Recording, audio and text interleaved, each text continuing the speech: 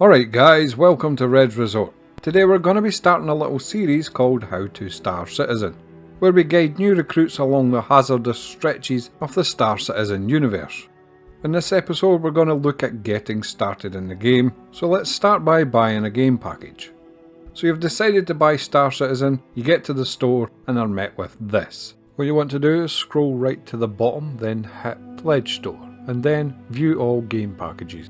Now, don't let this put you off. The first thing you need to know is that all these ships are available to purchase in the game with in-game credits. So you're quite safe to just buy the cheapest game package that will give you access to the game. If you insist on maybe grabbing a slightly more expensive ship to kick off your journey, then I advise you to keep two things in mind. One, you can find a video called Starter Ships Tier List on my channel, and two, Star Citizen is a buggy mess the majority of the time. So I'd be careful before going too crazy with that credit card. Also, you're going to want to use someone's referral code. There should be some on screen now from my members. This will give you some extra starting credits, and during certain times of the year can sometimes award you with an extra little vehicle. After all that, you're set, you can download the launcher and install the game. The game itself comes in at around 100 gigabytes, but when it eventually boots up you're going to be asked to select a starting location.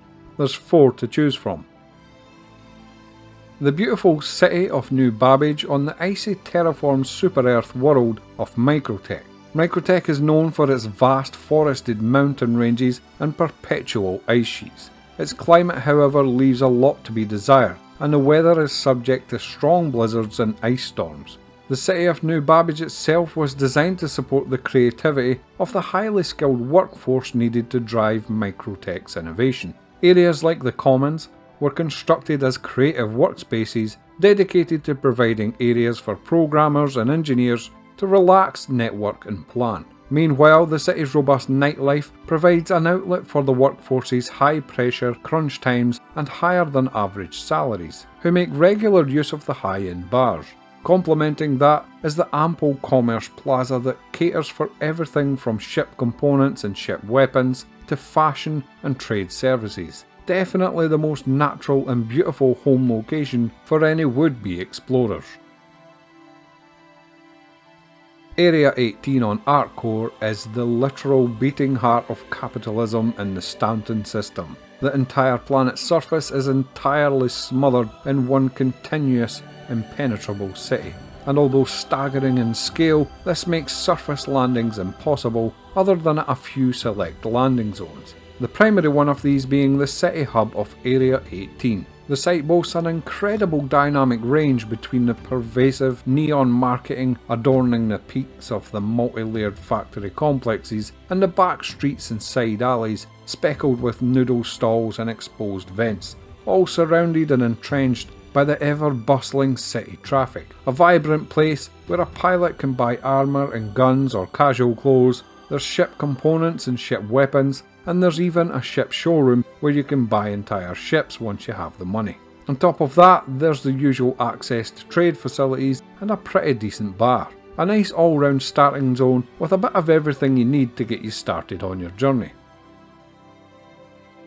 Hurston is home to its namesake Hurston Dynamics, an aristocratic family-run weapons manufacturer that has bled the planet dry. The planet's ecosphere has been largely destroyed and almost all indigenous life has been killed by the mining and manufacturing processes performed here. While the atmosphere is breathable for human beings, unregulated industrial activity has left many toxic compounds behind, causing permanently hazy daytime conditions and a dense presence of visible particulates in the air.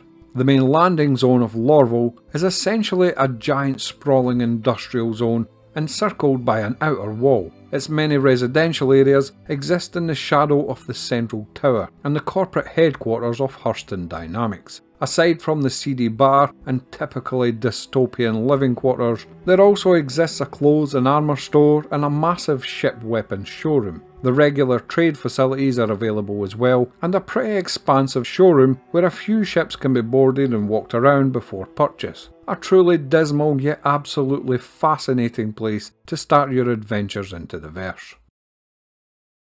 Crusader is a low-mass gas giant that has an atmosphere which is breathable at high altitudes.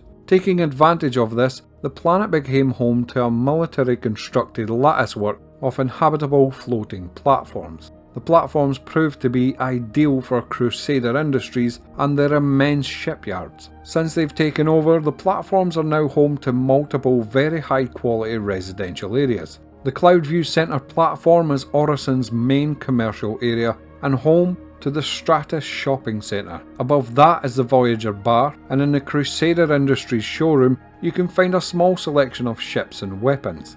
Orison also hosts the infamous Cousin Crow's Chop Shop, which is arguably the best source for ship components anywhere in the Stanton system. Pilots will be able to ply their wares at the Trade and Development Division, enjoy racing around the indoor buggy track, or spend time relaxing around the numerous scenic points overlooking Crusader's cloudscapes. Whatever you choose will be fine, as you can set your spawn in the various medical facilities you find around the solar system, if you change your mind. After that, you're going to be asked to make a character. So the character creator works in two ways that are interchangeable as much as you like. First, you can come in here to a selection of pre-modelled heads, and you can blend the specific features of one with your own base head model. The other way is to go into this mode and you can just grab the face directly and pull it around until you like what you see. There's a reasonable selection of hairdos, facial hair and makeup available, and that's all pretty self-explanatory stuff, but if you come here to advanced, in the colour section you can apply up to 3 different colours in this colour grid, and you can move these around by grabbing the tab on the side. In the hair section you can even edit the length and range at which dyes are applied. When all that is done, be sure to save your file, and if you'd like to upload other people's creations to try out, you can go here and put them in this folder. This won't require a restart of your game, and you can come back here to edit your current character anytime you like. When all that is done and you're happy with the result, you're ready to start your game. That's all for episode 1. Join us in episode 2 where we talk about how to optimise Star Citizen. I'll see you there. 07 guys.